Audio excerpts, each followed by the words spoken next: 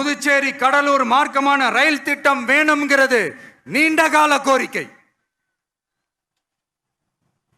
புதுச்சேரி மக்களுக்கு ஒன்னே ஒண்ணுதான் சொல்லணும், இந்த திமுகவை நம்பாதீங்க. அவங்களுக்கு உங்களை நம்ப வச்சு ஏமாத்துறது தான் அவங்க வேலையே. நான் சொன்ன பல கோரிக்கைகளை எல்லாம் தீர்த்து வைக்கிறதுக்கு நம்ம புதுச்சேரி கவர்மெண்ட்டுக்கும் அதோட மக்கள் திட்டங்களுக்கும் ரொம்ப அக்கறையா உண்மையா துணை நிற்கணும். தமிழ்நாட்டை ஒதுக்குற மாதிரி புதுச்சேரியும் ஒதுக்க கூடாதுன்னு நாங்க கேட்டுக்கிறோம். கிட்டத்தட்ட 20 லட்சம் பேர் வாழ்ற யூனியன் பிரதேசமான புதுச்சேரி மத்திய நிதி குழுவில் இடம்பெறவில்லை.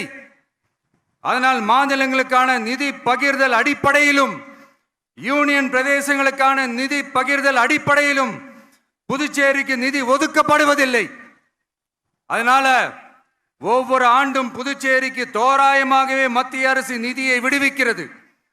அந்த நிதியும் அரசு ஊழியர்களின் சம்பளம், ஓய்வூதிய தொகை உள்ளிட்ட திட்ட செலவுகளுக்கே சென்று விடுவதால் மீத தேவைக்கு வெளிச்சந்தையிலும் கடன் பத்திரங்களை கடன் வாங்குகிறது புதுச்சேரி.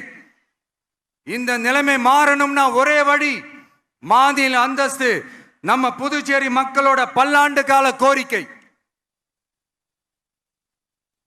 புதுச்சேரிக்கு போதுமான நிதி வரத்து இல்லாததுனால வெளியே கடன் வாங்க வேண்டியதா இருக்கு.